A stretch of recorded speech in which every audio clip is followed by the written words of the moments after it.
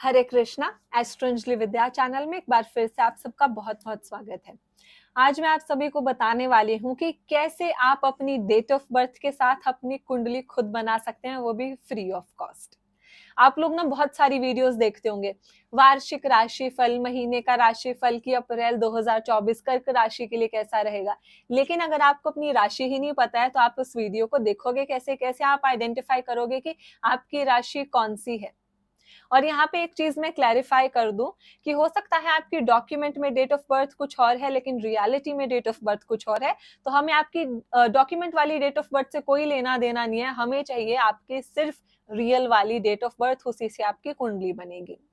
और एक बात क्लियर कर दूं, बहुत लोग नाम राशि के हिसाब से फल, वार्षिक फल देख लेते हैं, महीने का फल देख लेते हैं, या मतलब डे टू डे का भी राशि फल आता है।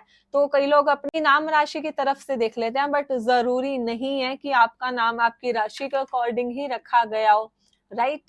हो सकता है आपका नाम लकी हो लेकिन आपकी मेष राशि नहीं है, आपकी मान लो धनु राशि हो, तो जरूरी नहीं है कि आपका नाम आपके पेरेंट्स ने राशि के हिसाब से रखा हो। तो आप इतनी कॉन्फिडेंटली अपनी नाम राशि का फल मत देखा कीजिए अनटिल अनलेस आपने अपनी कुंडली खुद देखी और आपको कंफर्म हो कि मेरी राशि यही है। तो चलिए ज्यादा समय ना बर्बाद करते हुए मैं फटाफट आपको बताती हूँ कि किस तरीके से आप अपनी कुंडली बना सकते हो अपनी डिटेल्स के साथ, वो भी फ्री ऑफ कॉस्ट। आपको सिर्फ 3 चीजें चाहिए: आपकी डेट ऑफ बर्थ, आपका टाइम ऑफ बर्थ और आपका प्लेस ऑफ बर्थ। फिर आप किसी भी फ्री सॉफ्टवेयर से, फ्री ऐप से अपनी कुंडली बना सकते हो। जैसे मैं यहाँ पे एग्जांपल ले रही हूँ एस्ट्रोसेज ऐप का। आपको साथ साथ यहाँ पे स्क्रीन रिकॉर्डिंग नजर आएगी कि किस तरीके से मैं कुंडली जनरेट कर रही हूँ। तो सबसे पहले आपको जो भी ऐप इंस्टॉल करनी है, बहुत सारे फ्री सॉफ्टवेयर है, फ्री ऐप है, आप इंस्टॉल कर सकते हो। जैसे मेरे पास एस्ट्रोसेज है, आप इंस्टॉल कर लो, मेरे पास इंस्टॉल है, मैंने ये ऐप खोल ली है। अब यहाँ पे आपको डिटेल्स डालनी है। आपको सबसे पहले डेट ऑफ बर्थ सेलेक्ट करनी है, डेट ऑफ बर्थ यहाँ पे आप डाल दीजिए।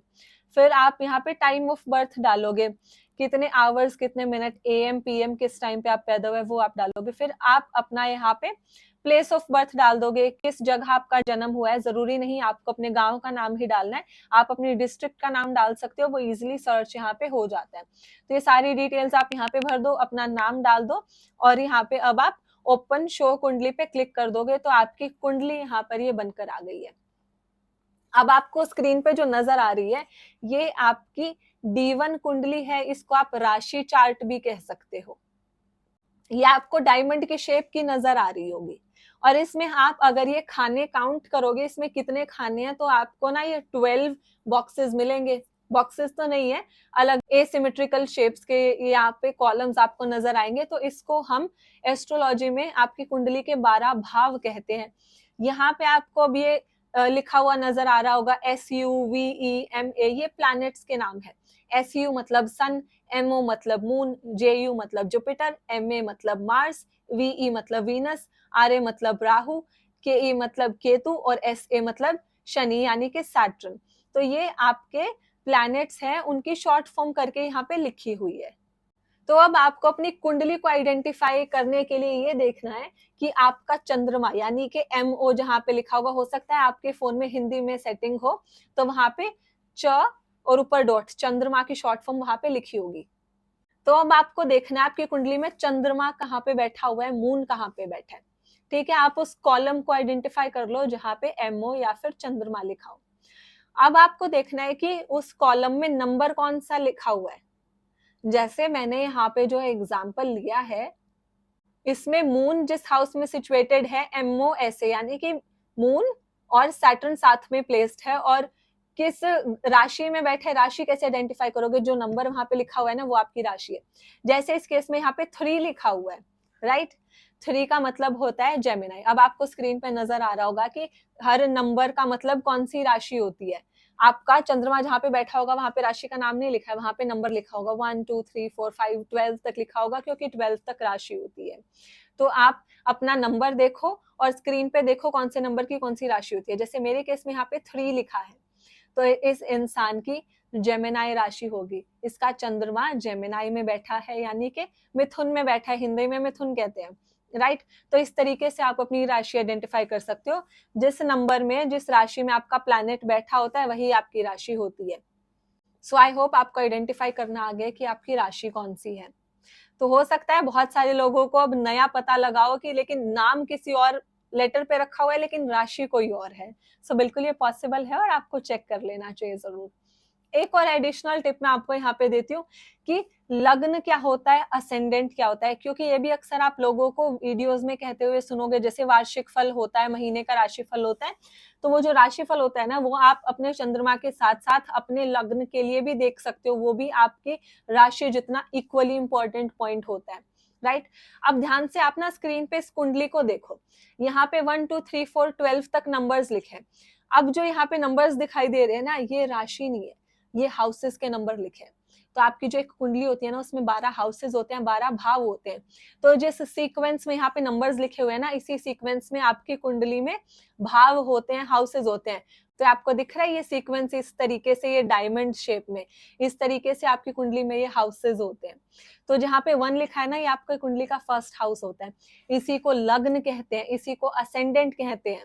ये इतना इंपॉर्टेंट क्यों है? क्योंकि आपका जो लग्न होता है ना, फर्स्ट हाउस होता है, वो आप होते हो, आपकी पर्सनालिटी होती है, आपकी थिंकिंग होती है, वो एग्जैक्टली आपको रिप्रेजेंट करता है। इसीलिए आपकी जो कुंडली होती है उसमें आपकी राशि और आपका लग्न सबसे ज्यादा इंपॉर्टेंट होता है।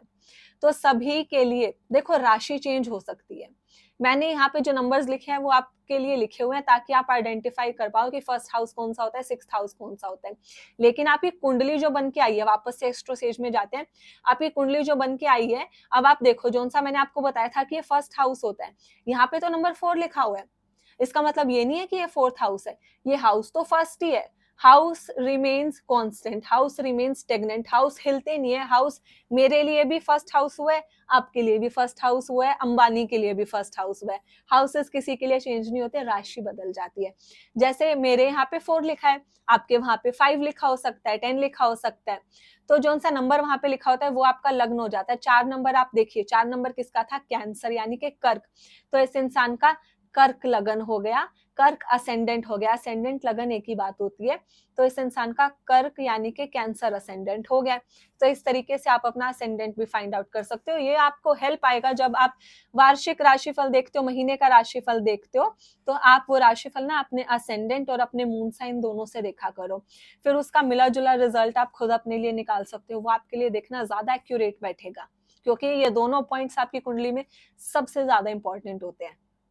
सो आई होप आज आप सभी ने ये सीख लिया है कि कैसे आप अपनी डिटेल्स के साथ अपनी कुंडली खुद बना सकते हो, और बेसिक इन्फॉर्मेशन आपको पता लग गई है कि कैसे राशि आइडेंटिफाई करनी है, कैसे अपना लग्न आइडेंटिफाई करना है। इसके साथ साथ आपको कुंडली के 12 हाउसेस के बारे में पता चल गया, फर्स्ट हाउस कौन सा होता है, सेकंड हाउस कौन सा होता है, उनकी पोजिशनिंग पता लग गई।